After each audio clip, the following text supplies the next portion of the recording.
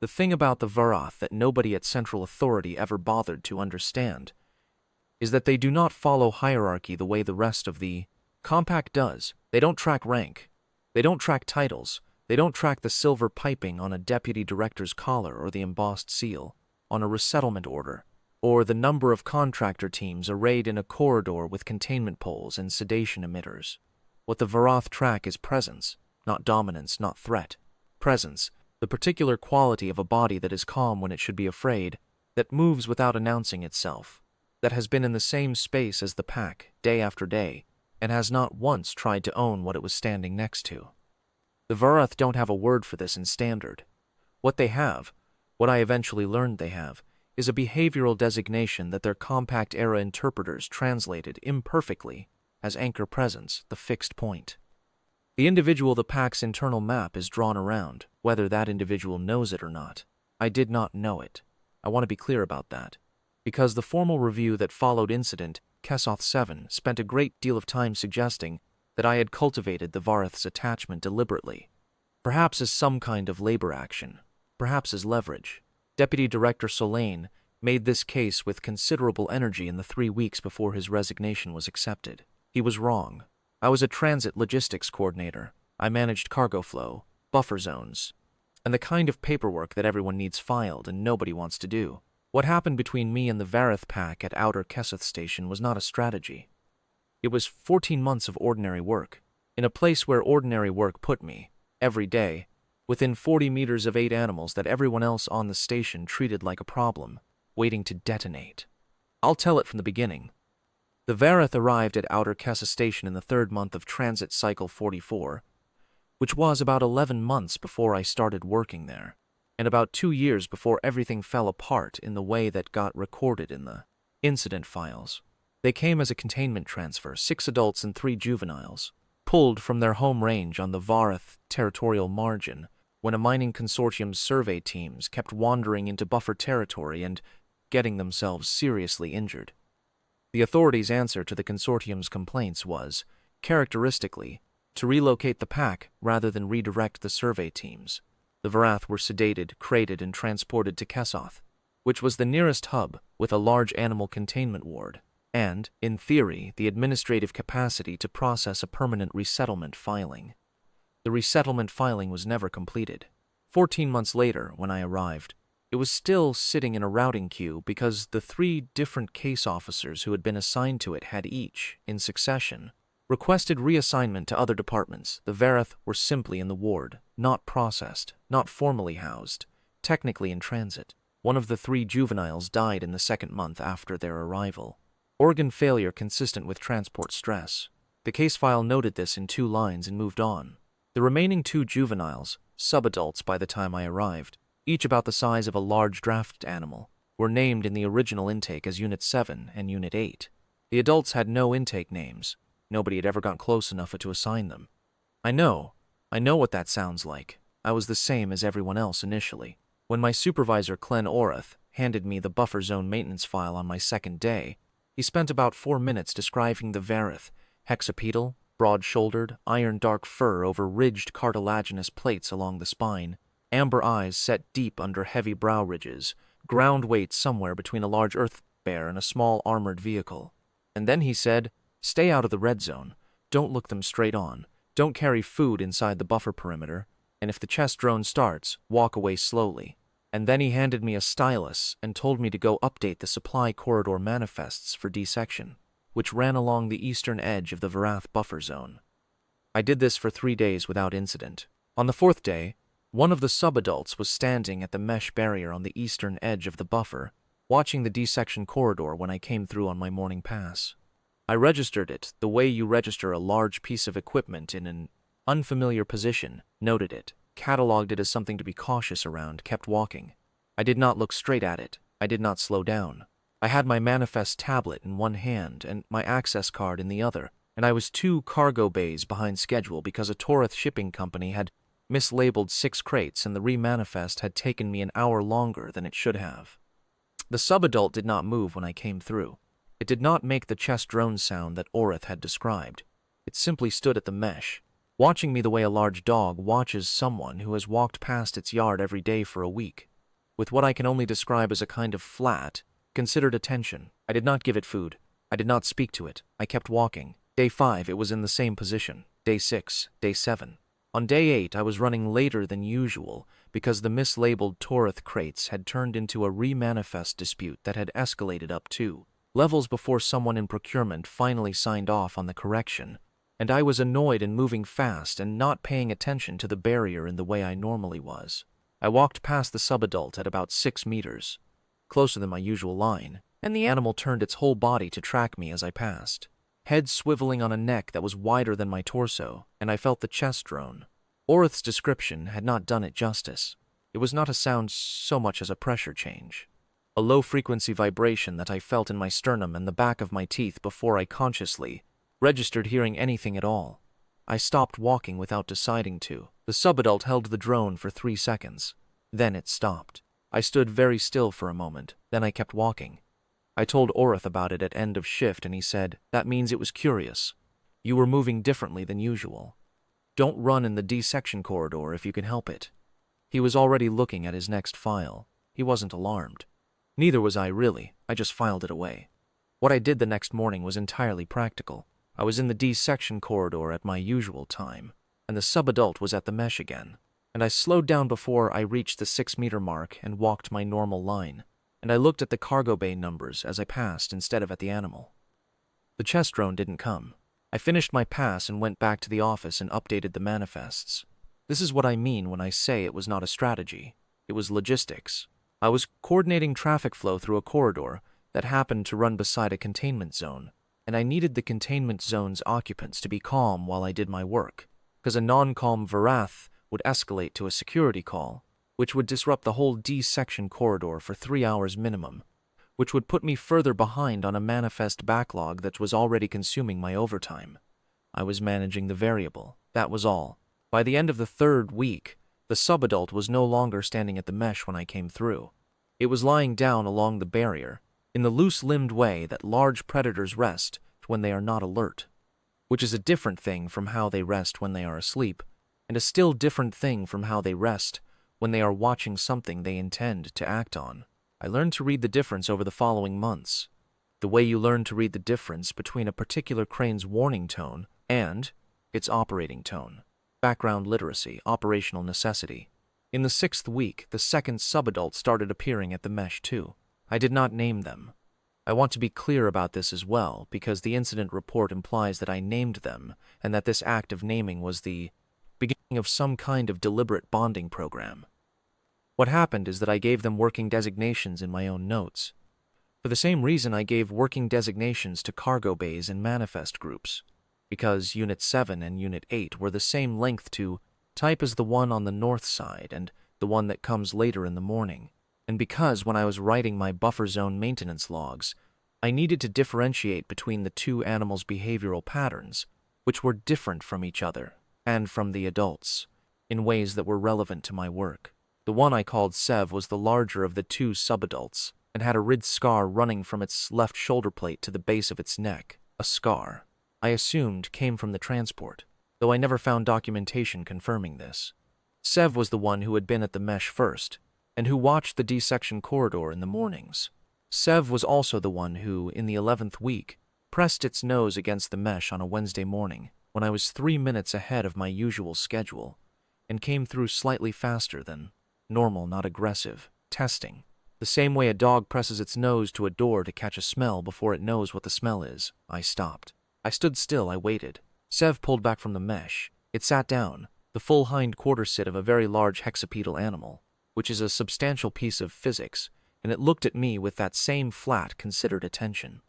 I said in a completely ordinary voice, "I'm early today, that's all." Sev's ears, more like cartilaginous plates than ears, ridged and mobile, angled forward. I kept walking. I am putting this in the record not because I believe the exchange was significant in itself, but because the review board spent considerable time on it, and I want them to have an accurate account. I did not speak to the Varath because I thought it would bond with me. I spoke because I was slightly startled, and speaking is what I do when I am startled and need to settle myself. The voice helped me regulate. Whether it helped Sev is something I cannot speak to. But I note for the record that after that morning, Sev stopped testing the mesh when I came through. It simply sat and watched, which was operationally preferable. By the end of the third month, I had a working behavioral log for both subadults and enough observational data on the adults to note their patterns in relation to the D-section corridor traffic. Without getting anywhere near the interior of the buffer zone, the adults were harder to read than the subadults. They were also, as I have noted, enormous. The largest, the alpha, who had no intake designation at all and whom I did not give a working name in my logs, was approximately the height of a small cargo hauler at the shoulder, with a chest drone that I could feel from 20 meters when it was active. The alpha had not looked at me directly in those 3 months. I had noted its position from a safe distance when my work required it. That was the extent of our relationship, if you could call it that. What changed my access to the interior of the buffer zone was a maintenance failure and a very bad Tuesday. In the 4th month, a coolant routing error in the D-section Eastern Environmental System dropped the temperature in the outer buffer zone corridor by 11 degrees.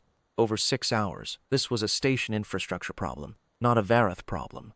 But the result of the temperature drop was that the subadults stopped lysing along the eastern mesh and moved to the interior of the buffer zone, and the adults repositioned as well, and when the station environmental tech came to assess the failed routing, she refused to enter D-section because there was a Varath adult visible through the corridor junction, and she called for a security hold, which put D-section offline for 2.5 hours.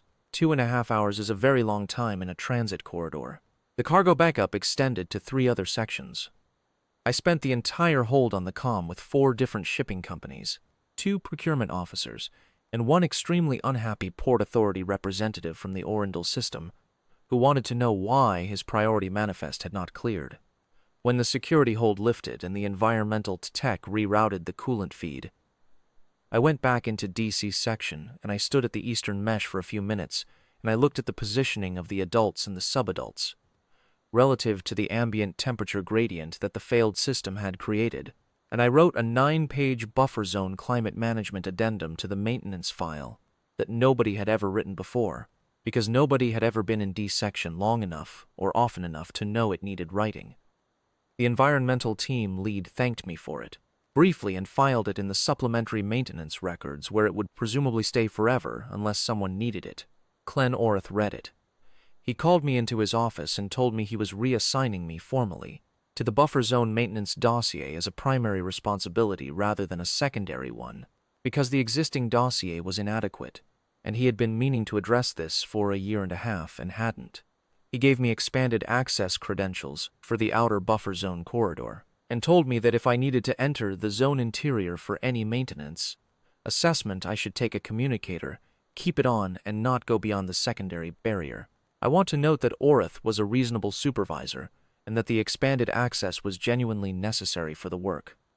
I also want to note that the first time I entered the outer buffer zone interior, in the 5th month, I did not intend to stay for more than 20 minutes. I stayed for 2 hours. What happened was this. The outer buffer zone interior is a wide maintenance corridor that runs behind the eastern mesh, and in front of the secondary barrier, a proper interior space, not just a pass-through. It is heated to the thermal parameters the Varath intake file specifies, which I had verified were being met but had never physically checked from inside.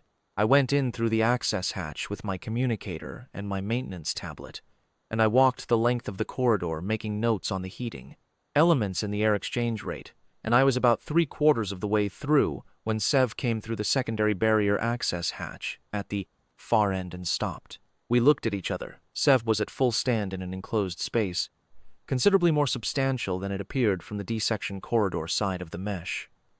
I registered this in a very calm, very complete way. I noted that I had my communicator, and that Orth was on the other end of it. I noted that Sev was not making the chest drone sound. I noted that its ears, the cartilaginous plates, were forward and still, which in my 4 months of external observation I had associated with alertness rather than agitation. I said, "Hello." Sev stood still. I turned back to my maintenance tablet and made a note about the 3rd heating element, which had a slightly uneven thermal output that I wanted to flag for the environmental team. I wrote the note. I looked at my next item. I kept working. After 4 minutes, I tracked it because I was tracking everything at that point. Sev walked the rest of the way into the outer buffer zone interior and lay down along the inner wall in the loose-limbed not alert rest position and watched me work. I stayed 2 hours because there were 2 hours of maintenance checks to do, and I was not going to leave them incomplete because an animal had sat down near me. Left through the access hatch, Sev did not move. I wrote it up in the maintenance log calmly and completely, and I sent it to Varath, who read it and who called me and said, "You're not going to stop doing this, are you?" It was not a question, I said. The maintenance checks need to happen. They haven't been happening. He was quiet for a moment. Then he said, "Just keep the communicator live." By the 8th month, the second subadult, the one I had been calling Og in my logs from Unit 8, smaller than Sev and lighter-footed, with amber eyes that were a shade more gold than Sev's dark bronze, had also started appearing in the outer buffer zone interior when I was working. They did not follow me around the space. They simply settled at different points in the corridor and rested. The chest drone occurred occasionally, usually when I entered, and I came to understand that this particular drone, lower and slower than the alert drone I had documented from outside the mesh, was the resting vibration, not a warning. Something closer to the sound a heating system makes when it has reached its set temperature and settled into maintenance mode. The adults were different. The adults did not come into the outer buffer zone interior while I was there in those early months. What they did was appear occasionally at the secondary barrier access hatch, which was a wide gated opening rather than a full door, and stand there, the alpha twice, 2 of the others on separate occasions, standing, watching, not threatening, not approaching, watching. I acknowledged them the same way I acknowledged the subadults. I noted their position in my log. I kept working. I did not approach. In the 10th month, I was doing a thermal scan of the upper heating elements along the inner wall when the alpha came through the secondary barrier access hatch and walked the full length of the outer buffer zone interior to a point approximately 4 meters from where I was standing. I went still. The alpha was at close range, a very large animal, iron-dark fur, dense and close, over the cartilaginous ridging along the spine and shoulders that gave the Varath their characteristic armored silhouette. 4 legs set wide and low, built for a gravity slightly heavier than Kesseth's standard, with a rolling forward lean in the stride that conveyed mass without hurry. 2 upper limbs tucked close, which in the Varath was the relaxed position, not the pre-strike position. I had read the intake zoology notes carefully enough to know that much. Amber eyes, deep-set, currently looking at me with the same flat considered attention I had first seen in Sev through the D-section mesh 8 months earlier. The chest drone started. Low, slow, the resting vibration. I exhaled. Carefully, I said, "All right." I turned back to the thermal scan and finished it. My hands did not shake. I want to be accurate about this. They did not shake because I was genuinely not terrified in the way that the incident review seemed to expect I would have been. I was attentive. I was careful. I was also, at that point, 8 months into daily proximity with this pack. And there is something that happens over 8 months of daily proximity with an animal that is not attacking you. You stop expecting it to. Not carelessly, not naively, but genuinely. The data had accumulated, and the data said, this animal does not intend to harm me. What it intends toward me is something I did not then have a word for. The alpha stayed for 11 minutes. Then it walked back through the secondary barrier access hatch. I wrote it up in the log. 3 weeks later, the alpha stayed for 40 minutes. It did not approach closer than 4 meters. It did not make any sound other than the resting drone. When I left through the outer access hatch, it watched me go. I understood by that point that I was the Varath's anchor presence, though I did not have the term for it until much later, when a Varath compact interpreter named Ossel Duran came through Kessoth on an unrelated filing, and I asked him why the pack behaved as it did around me. He told me about anchor presence in a 15-minute conversation over station coffee, and then he said, with the kind of professional flatness that good interpreters have, "You should file a formal recognition request with the Compact Territorial Registry. What you're describing is a legally significant behavioral designation under the Compact Wildlife provisions." I said I would look into it, he said with slightly less flatness. "Today, if possible." I filed it 2 days later. It took 40 minutes of my lunch break. The Compact Territorial Registry acknowledged receipt and told me a determination would be issued within 90 days. That was in the 12th month. In the 13th month, Deputy Director Solane arrived at Outer Kesseth Station on a facility efficiency review. I will describe him accurately and without editorializing because the review board has asked for an unvarnished account. Solane was a mid-tier authority administrator in his late 50s, with the particular manner of someone who had spent 3 decades making decisions about things he had never personally examined, and who had arrived at a settled conviction that this was in fact the correct way to make decisions.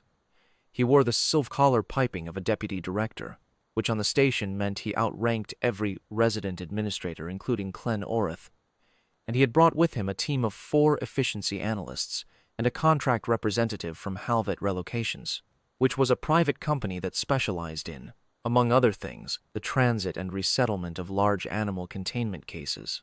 I did not know who Halvet Relocations was for the first week of Solane's review. I found out when Orith called me into his office, with the expression he reserved for problems he did not know how to solve.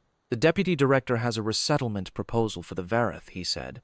I said, the compact territorial registry determination hasn't come back yet. The proposal predates that filing. The filing has legal standing under the compact wildlife provisions. Solane's legal team says the determination timeline means the filing does constitute a hold. I sat with that for a moment. When are they proposing to move them? 22 days. The compact registry determination window was 90 days from my filing date, which meant the determination would arrive approximately 60 days after the proposed move date. I said, what's in the resettlement proposal? Orith pushed the file across the desk. I read it. The proposal was to transfer the Varath pack to a Halvet Relocations facility on a Station 4, transit hops from Keseth, which would then process the permanent resettlement, filing on the authority's behalf in exchange for a management contract. The Halvet facility was listed as a large animal management center. I had not heard of it. I looked it up after the meeting. It had 2 citations from the Compact Animal Welfare Division in the previous 4 years, both for inadequate thermal management for cold habitat species. The Varath are a cold habitat species. I wrote an objection memo, a detailed one, 14 pages. I sent it to Orith, copied it to the Compact Territorial Registry and to the Compact Animal Welfare Division, and attached the anchor presence documentation that Duran had helped me compile. I put the Halvet welfare citations in an appendix. 3 days later, Solane called me into a meeting room. He was polite.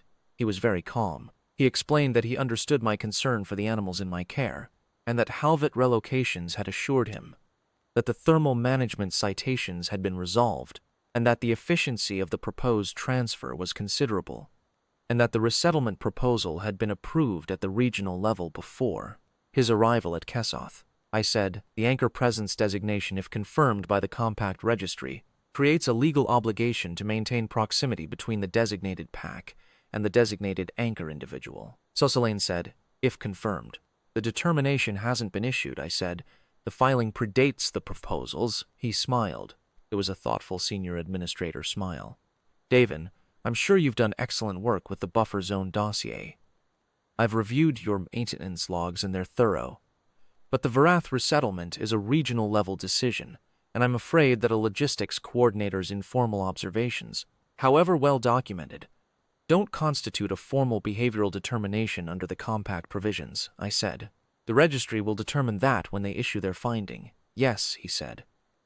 They will after the transfer. He stood up, which was the end of the meeting. The reassignment notice came 4 days later. I was being transferred to the authority filing annex at Valorn Depot, 7 transit hops from Keseth. Effective in 8 days. The stated reason was a position reallocation driven by the facility efficiency review.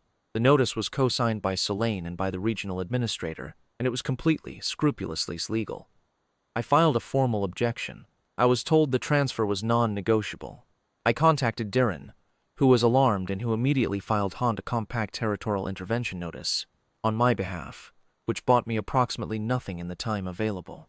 I called 3 other lawyers and got 3 versions of the same answer. The filing was valid. The determination timeline was the timeline, and without the determination, Solane had standing to proceed. I packed my quarters. I made my usual rounds in D section and in the outer buffer zone. I wrote a complete handover dossier for whoever Orith would assign to the buffer zone maintenance after I was gone. It was 67 pages. I did not want to think about what was in it. I wrote it anyway. My last morning at Keseth, I went to the outer buffer zone interior before my departure transport was called. I did not intend to make anything of it. I am trying to be accurate here. I went because it was where I had gone every morning for 14 months, and habit is harder to break than you think. And I was trying to behave normally, because if I did not behave normally, I was going to be unable to behave at all. The subadults were both in the interior when I entered. Sev was at the inner wall in the loose-limbed rest position. Og was lying nearer the outer access hatch, which was where Og had been resting increasingly often over the past 2 months, closer to the entry point as if positioning between the interior and the outside. Both of them tracked me when I came in. I sat down on the equipment bench along the outer wall. I did not have a maintenance tablet. I had nothing to do. I just sat. Sev got up and walked to the bench and lay down along the floor next to it. Og followed after a moment and lay down on the other side. The resting drone came. Both of them, the frequencies slightly different, overlapping in a way that I felt in my sternum and behind my eyes and in the back of my throat. I sat there with 2 subadult Varath pressed against the sides of the equipment bench, vibrating at a frequency that made my chest feel like it was full of warm water, and I stared at the heating elements on the far wall and told myself I was not going to make this difficult for either of them by crying, because animals respond to distress signals and it would not be fair. I left when my transport was called. I did not look back at the secondary barrier, where I could tell without looking that the Alpha was standing. Valorn Depot was a filing annex. I filed things. I was not miserable in any dramatic way.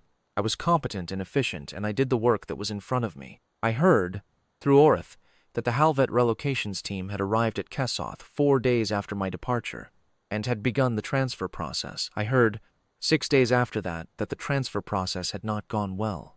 What Orath told me in a very careful voice was that the Halvet team had entered the outer buffer zone with containment poles and sedation delivery equipment, and that the Alpha had responded, and that one member of the team had been hospitalized with contusions and a dislocated shoulder, and that the remaining team members had evacuated the buffer zone and were requesting additional personnel and a revised sedation protocol. Station Authority had initiated a precautionary lockdown of the D-section corridor. I asked how the sub-adults were. Orath said they were unhurt.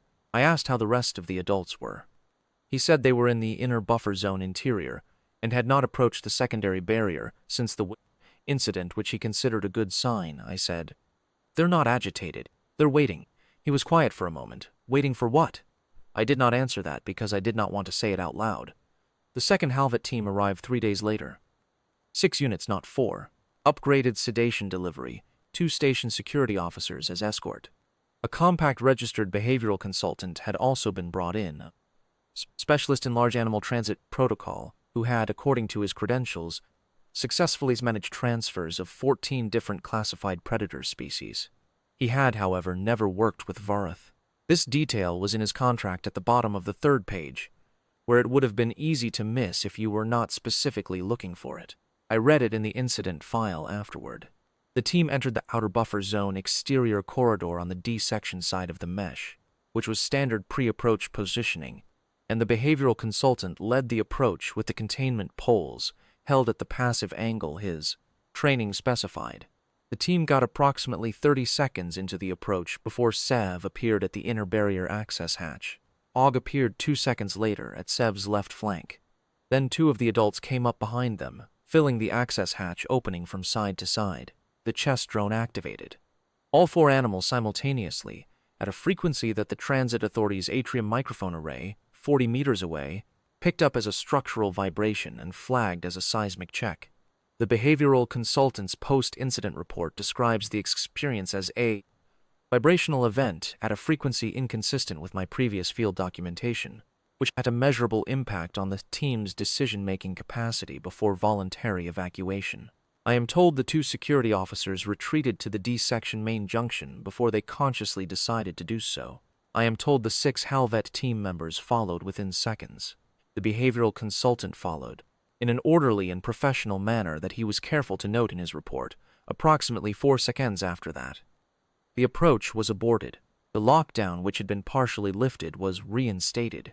By this point, the lockdown was affecting the Kesoth main transit atrium. Outer Kesoth Station is a Class 3 transit hub, which means it processes approximately 4,000 civilian passengers per day in addition to its freight operations. The atrium lockdown affected approximately 2,000 of those civilians, who were now held in the atrium concourse unable to access the D-section transit gates. The Halvet teams were on the station, billing by the hour. The station security division was at full operational tempo. The regional administrator was on a comm with Solane every 3 hours, and the Varath were in the inner buffer zone interior, not moving, not responding to any approach, and not cooperating with any instruction. I received a comm from Orith on the morning of the 6th lockdown day. He said, "How soon can you get here?" I said, "Solane reassigned me. I don't have Kesoth credentials anymore," he said. "The regional administrator is reinstating your temporary access credentials as a consultant under emergency operations provision. Solane's approval is not required. I'm sending the authorization now." I looked at the authorization when it came through. It was genuine. It covered a 72-hour operational access window, I said. "I'll take the next transit." The transit from Valorn to Kesoth runs 14 hours. I spent most of them reading this incident logs from the 7 days of failed approaches. I read them carefully and completely. I noted that the chest drone frequency set alert had not escalated to the higher register that the intake zoology files described as pre-attack preparation. I noted that the Alpha had not left the inner buffer zone at any point, which was significant. I noted that the subadults had been positioned at the inner barrier access hatch during both approach attempts, and had not been the initiating responders. That had been the Alpha acting through Sev, who was closest. I noted that the Halvet team's approach angle on both occasions had come straight down the D-section mesh corridor toward the barrier, which is the line-of-sight approach angle that the intake zoology files flagged as the least appropriate for initial contact with a Varath adult. Nobody had read the intake zoology files.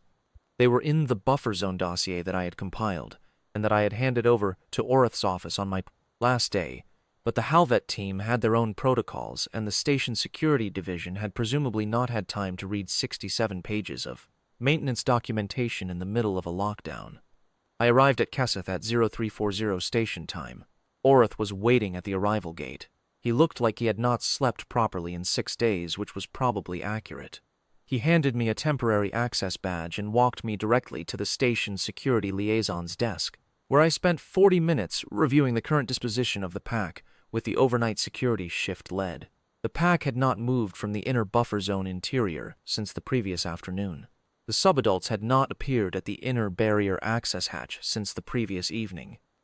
The atrium lockdown was in its 7th day, and the regional administrator was receiving complaints from 17 different shipping concerns, 4 transit authorities, and the Orendal port representative, who I noted was apparently the same one I had dealt with 14 months earlier. I told the security shift lead that I wanted to go in alone. He told me that was not approved protocol. I told him that the approved protocol had hospitalized one person and failed twice, and that the compact territorial registry determination was now overdue by 4 days, which meant it was legally actionable, and that if he wanted to call the regional administrator at 0420 station time to discuss it, I would wait. He called Orath instead. Orith called the regional administrator. The regional administrator approved a solo approach with the condition that I carry a live comm, that 2 security officers be stationed at the D-section main junction, and that the Halvet team's sedation delivery equipment be on standby in the buffer zone exterior.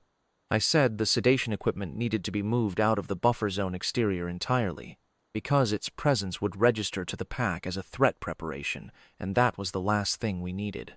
There was a 15-minute discussion about this. The equipment was moved. It was 0510 when I entered the D-section corridor alone. I did not hurry. I walked my normal pace, the pace I had walked that corridor every morning for 14 months. I did not carry a containment pole or a sedation emitter or any equipment other than my temporary access badge, my communicator, and the maintenance tablet I had used every day I worked the buffer zone. The maintenance tablet was a deliberate choice. I wanted to be holding something ordinary, something that was part of the daily pattern the pack had observed for over a year. The D-section corridor was, at 0510, empty of people and lit at maintenance level. About 60% of normal. The freight bays were dark. The holo-routing panels along the ceiling were in idle mode, displaying slow blue pulses. The mesh barrier ran along my left side, and beyond it the outer buffer zone exterior corridor was also lit at maintenance level, and I could see the ambient thermal glow of the heating elements through the mesh, which was exactly how it looked every morning at this time, when I was doing my first pass thermal check. I walked to the outer buffer zone access hatch, and I entered my credentials, and I opened it, and I walked in. Sev was not at the inner barrier access hatch, neither was Og. The outer buffer zone interior was empty. I stood in the middle of it for a moment, and looked at the heating elements, and I made a note about the fourth element, which was reading slightly low. Because it genuinely was reading slightly low, and because the act of noting it steadied me. Then I walked to the inner barrier access hatch, and I entered my credentials, and I opened it, and I went through into the inner buffer zone. The inner buffer zone is the actual pack territory, a large habitat space, heated and humidity controlled, with the topographic variations that the intake specifications had called for. Rock-formed resting platforms, a central open floor of compressed mineral substrate, overhead lighting set to the dawnlight spectrum of the Varath home range, which is slightly redder and warmer than standard station lighting. 6 adults and 2 subadults. I stood in the access hatch entry and I did not move. The Alpha was on the central resting platform, which was elevated about a meter above the main floor, and it was already watching me. It had been watching the hatch before I came through. The other adults were distributed around the space, 2 on a secondary platform to my left, 1 along the far wall, 2 at ground level near the central floor. The subadults were both on the main floor near the central platform, which was close to the Alpha. Nobody made the chest drone. I stood still. I breathed. I waited. After 30 seconds, Og got up and walked to me, not hurried, the loose, fluid movement of a large predator that is entirely certain of its own trajectory. Og walked straight to me and stopped at about a meter and looked at me. I said quietly, "I'm here." Og pressed its head against my side. The weight of it moved me half a step. Og's head came to about my shoulder, and it pressed the broad, flat forehead plate, the smooth one, between the ridges against my jacket, and it held there.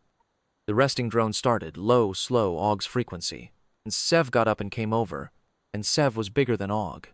And when Sev pressed against my other side, the weight of both of them together moved me another step, and I put one hand on Og's neck, in the thick fur behind the jaw, and the other on the cartilaginous ridge of Sev's shoulder, and the resting drone of both of them together was the warm water feeling in my sternum that I had been trying not to miss for 6 days. The Alpha watched this. After a moment, it got down from the central platform. It walked to me. The 6 adults in the space arranged themselves as it moved, not formally, not like a drill, but like water moving around a stone. A smooth redistribution of weight and position that ended with the 6 adults arranged in a loose half-ring behind the Alpha. The 2 sub-adults were already flanking me. The Alpha walked to within 2 meters and stopped and looked at me with the deep amber eyes under the heavy brow ridges, and the Alpha's chest drone was not the resting frequency. It was something lower, something I had not heard before. I learned later from Duran that the Compact Territorial Registry had issued its determination 4 days prior, and that the determination had confirmed the anchor presence designation, and that under Compact wildlife provisions, this created a legally binding obligation to maintain proximity between me and the Varath pack, and that Selene's reassignment order was, retroactively, in violation of those provisions. Duran had been trying to reach the regional administrator for 4 days to notify him of this. He had finally gotten through, at 0300 that morning, which was approximately the same time Orath's comm to me had been made. I learned this later. At 051 in the inner buffer zone, standing between 2 subadults, and facing an Alpha whose chest drone I had never heard before, I knew none of it. What I knew was that the pack was calm. What I knew was that I was calm. What I knew was that the work I had been doing for 14 months was real and documented, and not going anywhere, whatever Selene had tried to do with it. I said to the Alpha, "I'm going to need you to come with me. We're going to have to walk through the atrium. There are a lot of people. I need you to be calm, and I need you not to do the alert drone, because it will be in an enclosed space and it will frighten people." "Can we do that?" The Alpha held its position for a moment. Then it turned and walked to the access hatch and waited. I want to be honest about what I felt at that moment, because I think it matters for the record. I felt very simply trusted, not owned, not controlled, not tamed, which is a word people used afterward, and which I found and still find wrong in every particular. Trusted. The pack was going to do a difficult thing. Walk through a space full of strangers, through noise and light and the smell of 2,000 unfamiliar people, because I had asked them to and because I was going to be there. That is what anchor presence means when you strip away the compact legal language. The pack's map is drawn around you. You are the fixed point. You are the reference. Wherever the fixed point goes, the map's still centered. The 8 of them came through with me, the outer buffer zone, the D section corridor. The 2 security officers at the D section main junction, who had been told what was coming and who still, to their credit, remained at their posts, though one of them gripped the junction railing with both hands. The atrium. I cannot fully describe what it looked like to the 2,000 people in that atrium, and I am not sure I should try, because I was not looking at them.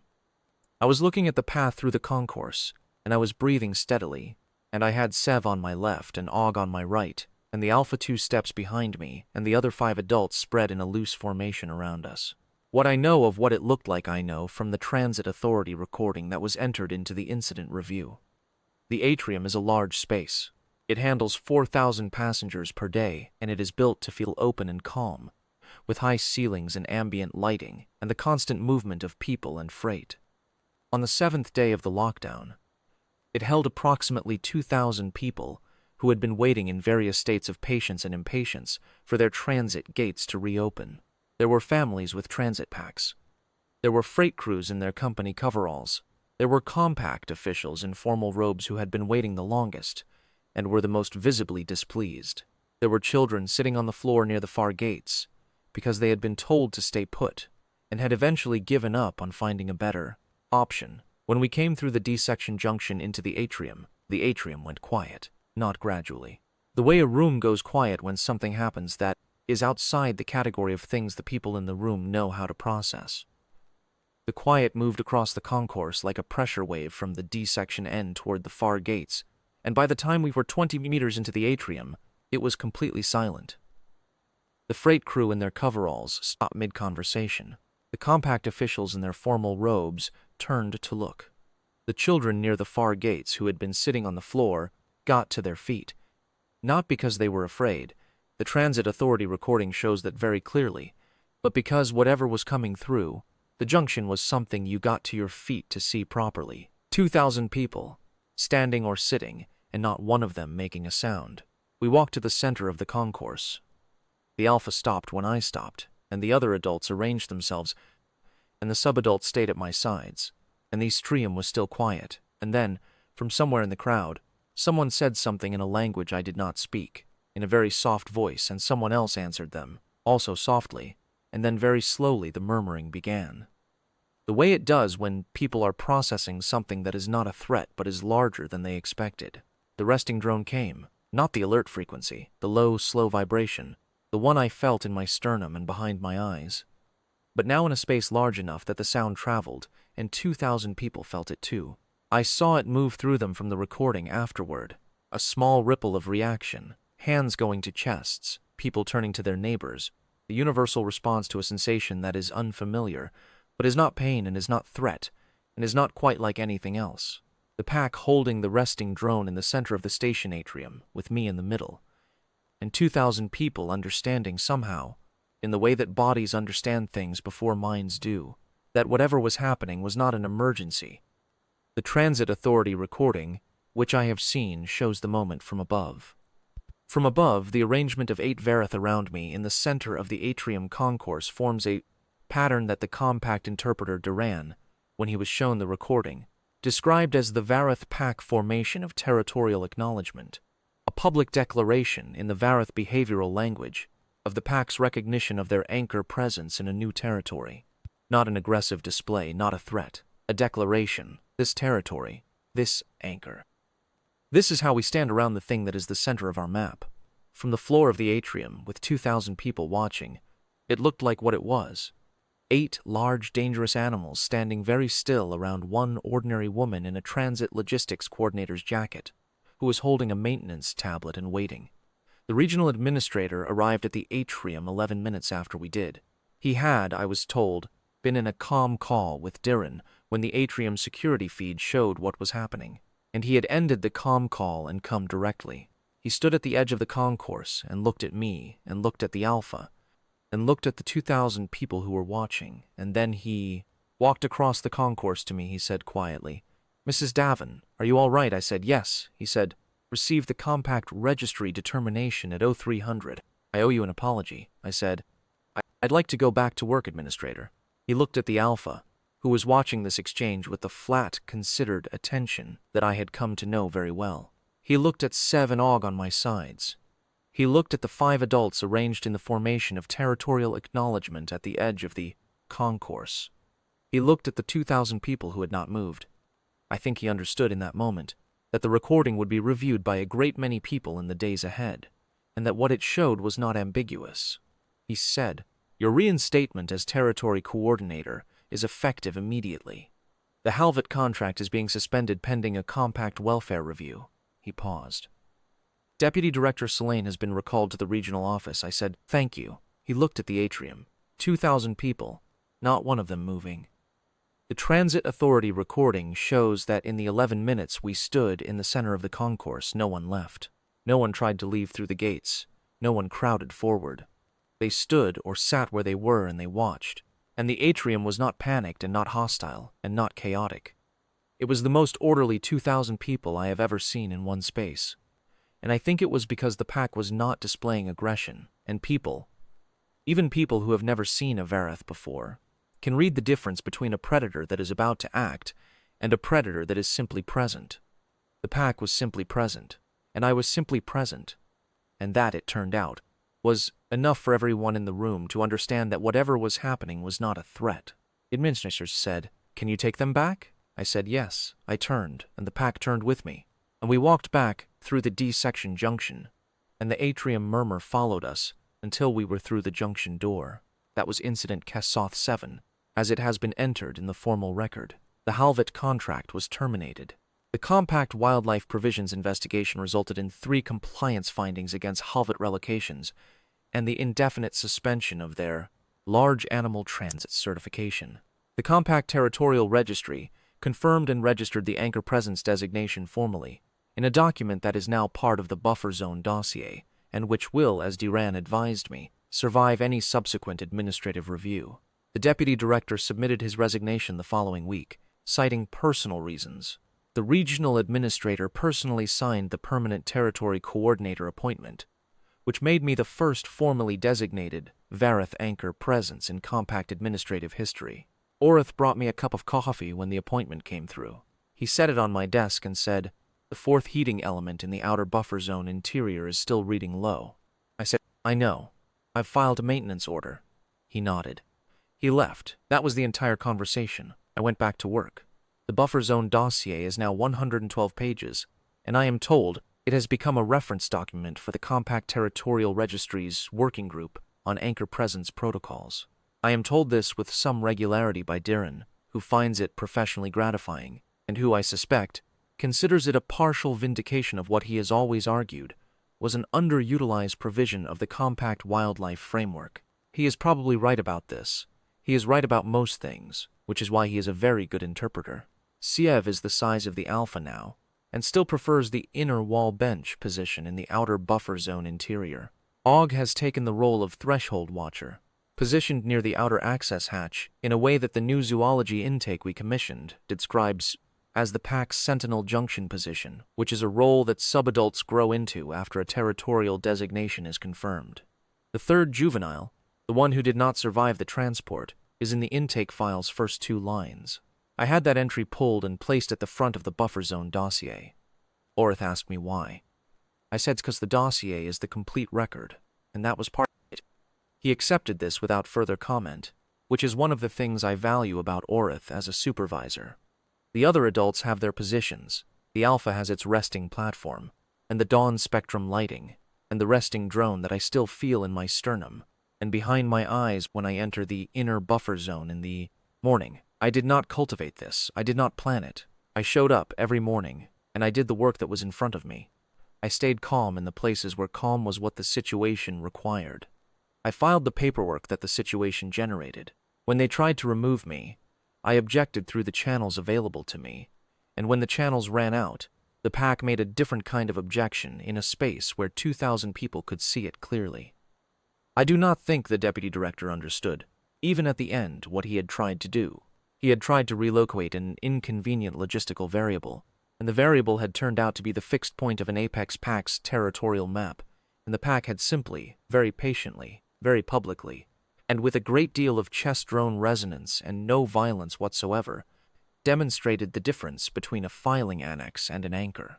The compact wildlife provisions, in the end, are simply the legal language for something the Varath already knew.